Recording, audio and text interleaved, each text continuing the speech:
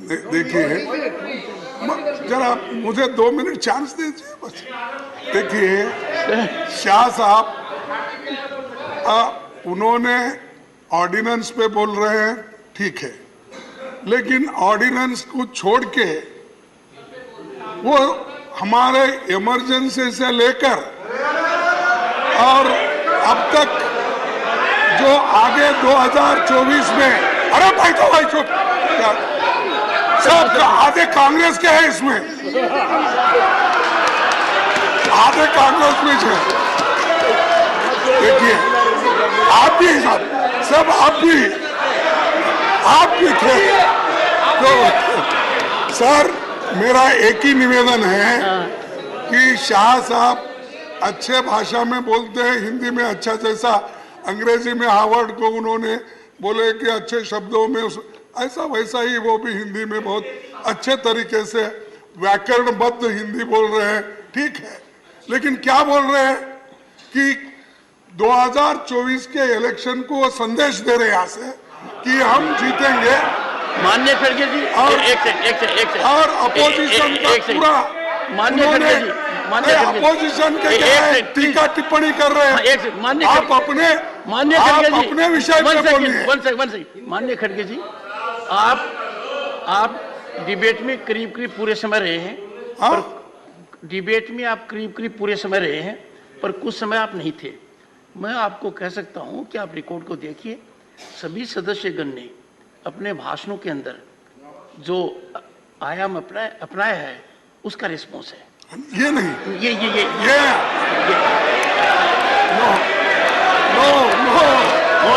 Honourable home minister, honourable home minister, honourable home minister,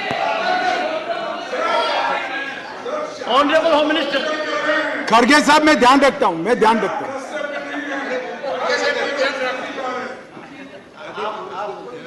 मान्यवर मैं खड़गे जी का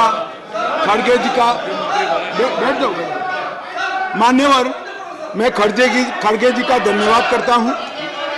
इन्होंने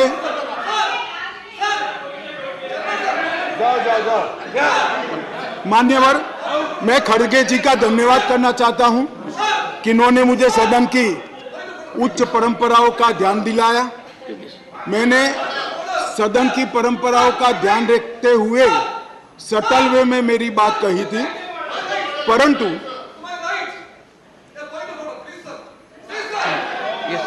मान्यवर मैंने सटल वे में ही करी थी।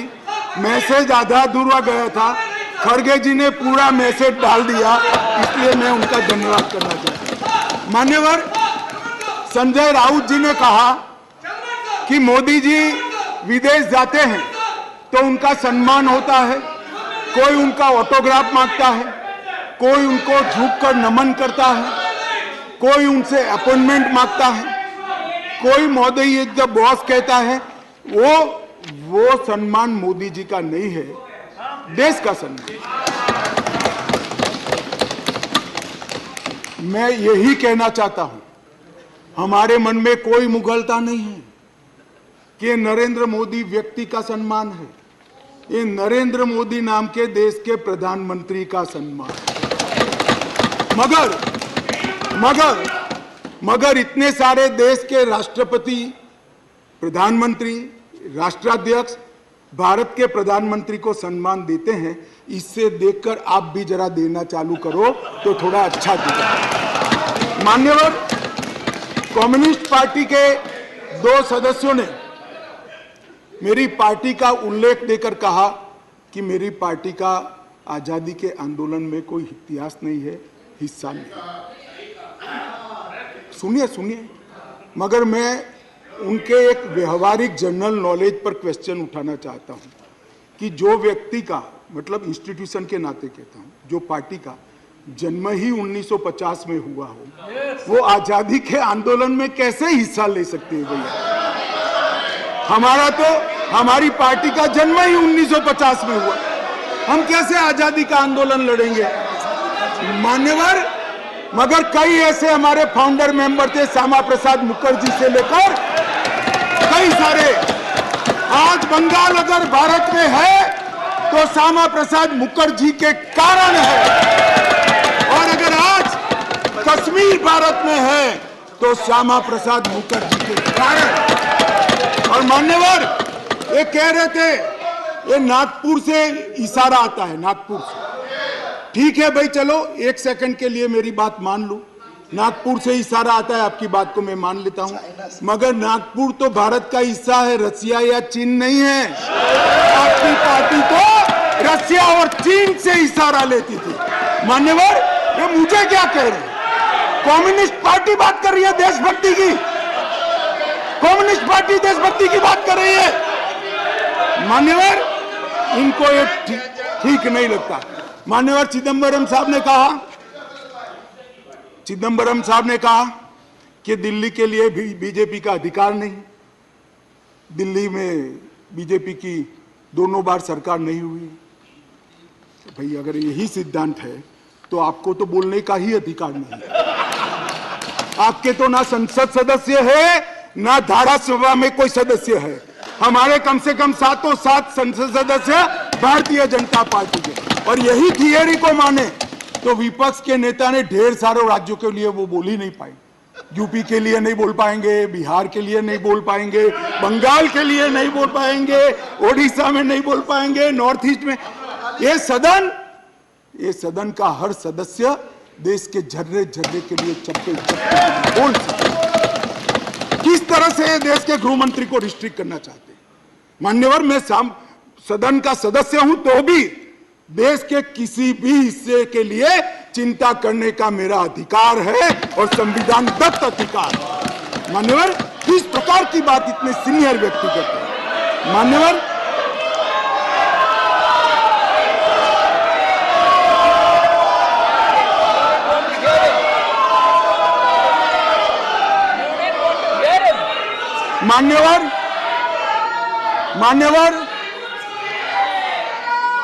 मान्यवर मणिपुर के लिए भी मैंने सदन से पहले ही आपको पत्र लिखा है कि मणिपुर के लिए चर्चा के लिए मैं तैयार हूं।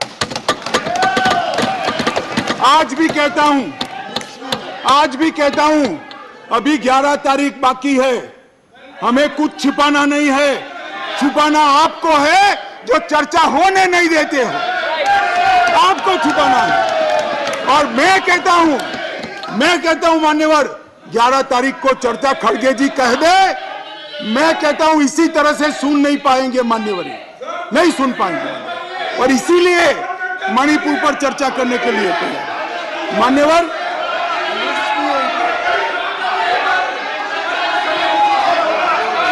मान्यवर उनको मालूम है कि बिजनेस एडवाइजरी कमेटी समय तय करती है। मैं अभी देश की जनता के सामने कहता हूं 11 तारीख को, एक सेकंड, सुन लिया, बैठिए। मान्यवर मैं सदन के सामने स्पष्टता करना चाहता हूं। ये चर्चा वो 267 के तहत चाहते हैं। एक सेकंड बैठ जाओ। 267 के तहत चाहते हैं जिसमें मतदान का प्रावधान है। मान्यवर ये प्रावधान क्यों बना है? जब कोई सरकार बजट के तुरंत बाद अल्पमत में आ जाए और कोई बिल ही न लाए तो राज्यसभा में अविश्वास की दरखास्त का कोई प्रोविजन नहीं है, तो राज्यसभा में वोटिंग के साथ चर्चा हो, इसलिए रूल्स लाया गया है। यहाँ तो हम हर रोज बिल लेकर आते हैं, भाई गिरा दो बिल, बहुमत है, ये बिल गिरा दो, लो ये बिल ही गिरा दो, ये बिल गिरा दो। मान्यवर मुझे बताइए, देश की जनता देख रही है, क्या हासिल है वोटिंग से? क्या हासिल है? सवाल आप मणिपुर की स्थिति, मणिपुर की चिंता और सरकार ने उठाए गए कदम पर चर्चा करने चाहते हैं या वोटिंग से शो ऑफ स्ट्रेंथ करना चाहते हैं? और वोटिंग से शो ऑफ स्ट्रेंथ करनी है तो भी हम डरते नहीं है, इसी बिल में कर लीजिए, अभी दूध का दूध और पानी का पानी। मान्यवर 11 तारीख को चर्चा के लिए खड़गे साहब हाँ बोल दे, मैं सदन में चर्चा के लिए तैयार हूं। मान्यवर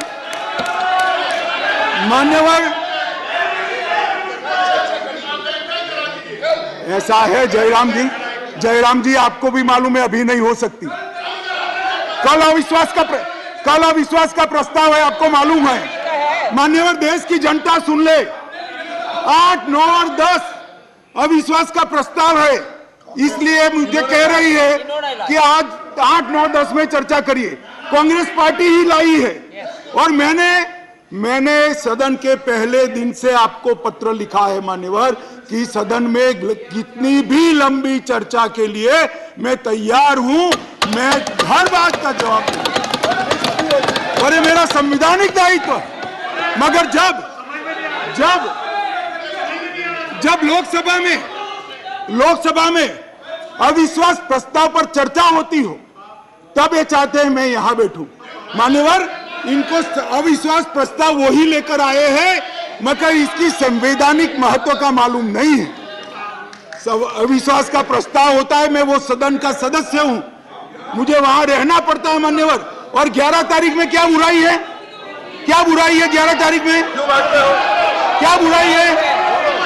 मान्यवर चर्चा से भाग रहे हैं, ये चर्चा नहीं चाहते हैं मान्यवर, होने नहीं देते हैं। इसलिए मैं कहता हूं मान्यवर कि चर्चा करनी नहीं है और चर्चा करे तब बोलकर भाग जाना है। आज अच्छा है कम से कम एकता दिखाने के लिए वोटिंग करने के लिए बैठे हैं, चलो वो बहाने से भी बैठकर संविधान के नियमों के हिसाब से, संसद के नियमों के हिसाब से चर्चा करी, इसके लिए धन्यवाद। मेरा पूरा सदन से मान्यवर निवेदन है कि जो मैं विधेयक लेकर आया हूं इसको पारित किया।